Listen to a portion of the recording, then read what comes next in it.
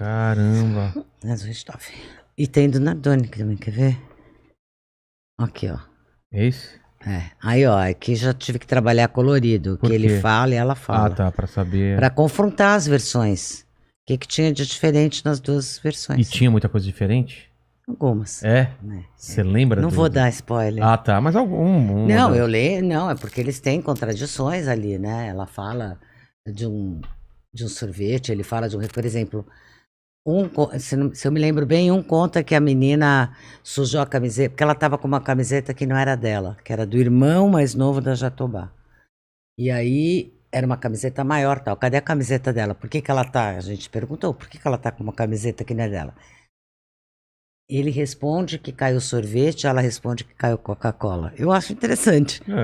Né? Por quê? Porque a gente não deve discordar sobre o que sujou a camiseta. Exatamente, não parece ser uma coisa... Me chama atenção. Que confunda Coca-Cola com sorvete. Então, não é, né? Não é suco ou Coca-Cola, é sorvete. Parece que não combinaram direito a história, né? Então, são algumas coisas. E mesmo nos trajetos, nos tempos, eles têm algumas contradições. Vamos falar desse caso do Nardoni, então. Você entra como lá? Caso crime Nardoni, quando mataram a Isabela? Foi, mais ou menos? Março de 2008. Caramba, faz tanto tempo assim. Né? Coisa louca, né? Acho que é isso. Quando a Isabela é assassinada, eu não estava no Brasil. Eu estava num outro trabalho, fazendo um doc na Espanha. Caramba, que legal. Muito legal. E aí, eu não peguei esse fervor aqui que a mídia ficou louca, todo mundo ficou louco.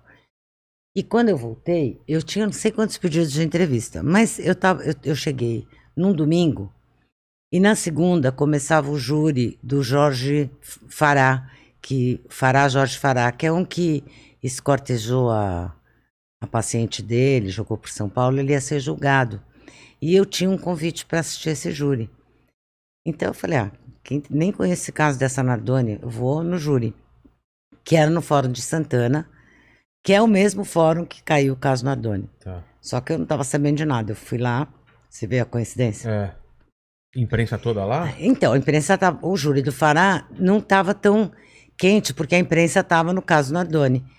Mas tinha uma grande amiga minha, jornalista, Laura Diniz, que estava acompanhando o caso Fará, e que me pediu se eu dava para ela uma pequena entrevista do caso Nardoni. Eu falei, Laura, eu não posso dar, porque eu não conheço o caso, né? Eu não li o caso. Não, mas você fala de forma geral, tal, só para eu ter umas aspas, tal. Essa matéria explodiu, porque eu falei uma coisa que todo mundo já tinha certeza que o casal matou, e o cara estava chegando, e eu sou bem assim, sem julgamento, então eu falei que eles podiam sim ser inocentes, que não era provável, mas que também não era impossível. Isso foi cabeça de matéria, que não era impossível que não tivesse sido eles. E uma amiga minha, advogada, quando saiu tudo isso, ela falou, tenho que te apresentar o Francisco Sembranelli, que é o promotor do caso, para você escrever um livro, para você acompanhar por ele. Eu falei, não, cara, não posso acompanhar por ele, porque eu não sei nem se eu concordo. Já pensou se eu achar que esses caras são inocentes? Como é que eu posso acompanhar pela promotoria? Deixa eu ler. Aí eu fui lá bater na porta do juiz Maurício. Promotoria, para quem não sabe... É acusação. É acusação. É acusação. E aí eu fui lá bater na porta do juiz Maurício. Falei, olha, juiz, é o seguinte, sou escritora, levei esse livro para ele, né, tal, e eu levei o livro também do caso Richthofen, eu acompanho histórias reais, eu escrevo, e eu quero acompanhar esse caso, mas eu não sei que lado eu vou. Eu gostaria que o senhor me desse acesso para eu ler o processo, para eu entender o que eu acredito. Isso é muito interessante de você já se posicionar, dependendo do que você lê, para que lado você vai acompanhar a história, porque senão como é que você faz? Você não pode mudar no meio do caminho. Não é bom, né? Exatamente. Não é bom. Aí, e eu também tenho o que oferecer, se eu acredito, de conhecimento complementar, né? Não estou na mesma área. Né? A gente não compete espaço, eu sou um conhecimento para somar. Exatamente. E aí o que aconteceu? Ele me deixou, ele falou, pode vir, vai lá no cartório, me deu uma autorização. Eu fui no cartório, tinha o Luciano do cartório lá eu me lembro desse povo com saudade, porque eles foram muito legais, porque o cartório, eles me emprestaram uma mesa de alguém que estava de férias para eu poder sentar, porque já tinha mais de 3.000 páginas. Caramba. Caramba, 3 mil Então eu tinha que ler, né? E como é que você vai ler em pé? Porque as pessoas no cartório vão no balcão, pedem um processo e pegam ali o que precisam, mas eu precisava ler as 3 mil. Nossa. Então eles me arrumaram, eles logo entenderam, me arrumaram uma mesinha. Não pode xerocar e levar pra casa. Não dá, não me deram essa autorização. Aí eu ia lá todo dia, sentava na mesinha emprestada e ficava lá estudando até a hora que eles falavam, então, Chega, né? deu, né, tal. Aí ia embora, voltava no outro dia. Assim eu li, e aí eu tive a minha prova, foram 2 provas que me convenceram, que era o casal mesmo. O quê?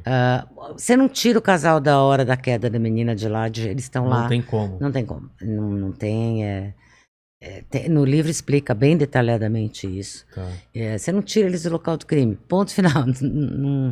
E a cama Não conseguiram dela. apresentar nenhuma prova. Não, você não tem. Ao contrário. Ao contrário? É uma prova de culpa que não inocenta os Gil Rugai, que é outra história. É interessante como uma prova tão boa é capaz de condenar, mas não é capaz de absolver.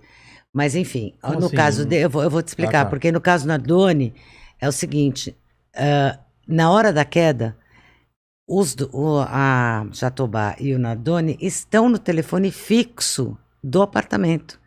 No mesmo momento em que estão ligando para 190, eles estão ligando para os pais de dentro do apartamento. Eles têm que estar lá quando a menina caiu. É concomitante. Isso tem registro, não tem como... Tudo registrado. Nós estamos falando de satélite, não estamos brincando. Então, você não tira eles de lá.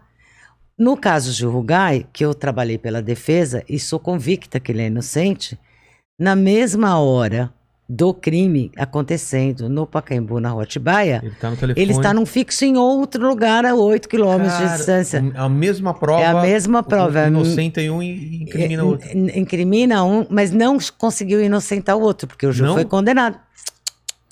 Porque o Brasil está num momento, né, uma década assim, muito intolerante. Ele estava em outro lugar. Né? Então, você vê. Isso não serve como prova? E são 7 jurados, votaram depende de condenados. jurados.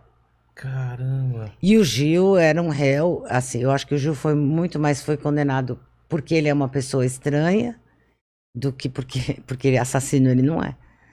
Entendeu? Que absurdo. Porque ele é um menino que não é comum, é um menino que, sabe, quando a gente tinha os pais muito certinhos, aí tinha um filho que era hippie e tal. Sei. No caso dele é invertido, o pai dele era cineasta, tudo de bem com a vida, festas e tal, e ele andava de terno, colete, era certinho.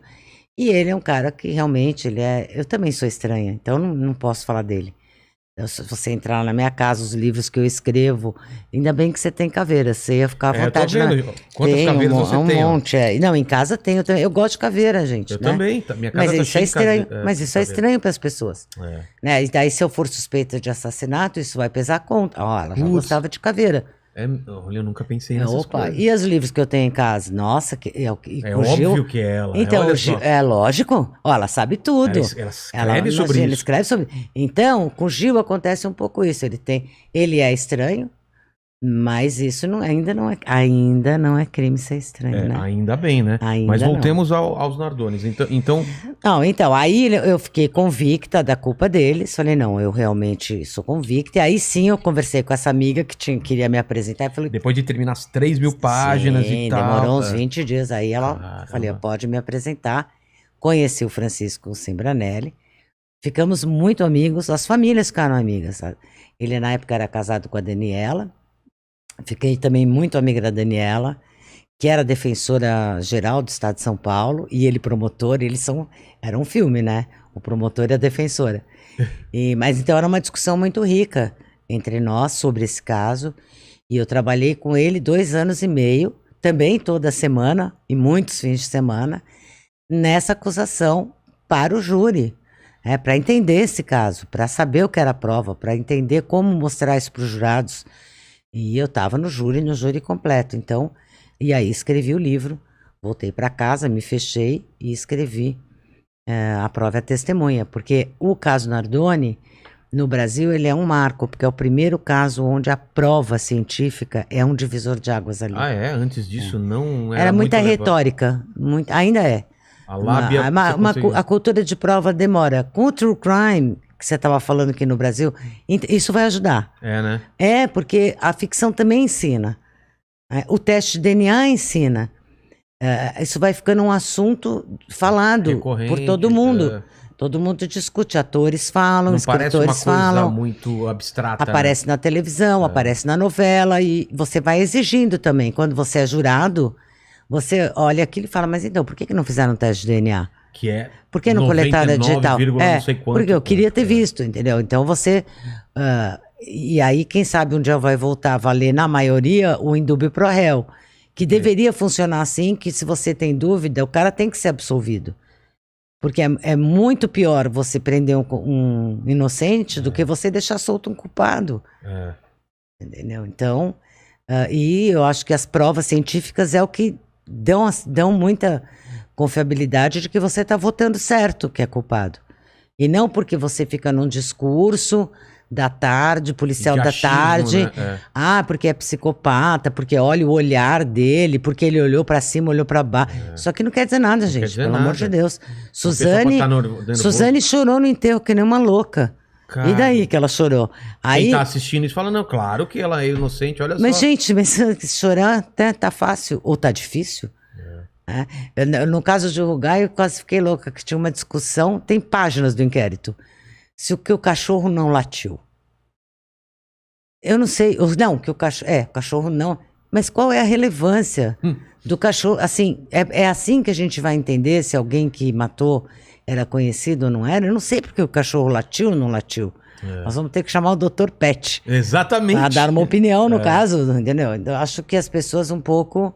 Estão perdendo o foco. Precisam voltar para uma prova concreta, que queira dizer alguma coisa de verdade. No caso dos Nardoni, antes da gente ir para outros casos, como que você sabendo, ou você tendo essa sensação de que eles são culpados, a tua relação não é apaixonada pelo negócio? Sempre é distante ou você fica com raiva, você fica com... Fico toda misturada, é impossível, sou uma... E é por isso que eu penso, eu falo, caramba, os caras mataram uma criança. Então, mas aí quando você trabalha como eu trabalho, você também entende que o crime é um momento da vida daquela pessoa, não é a vida da pessoa inteira. Entendi.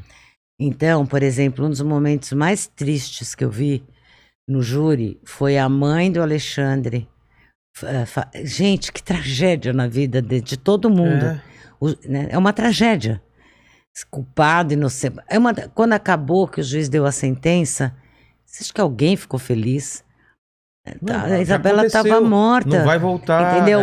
Então, você também vê que esses assassinos...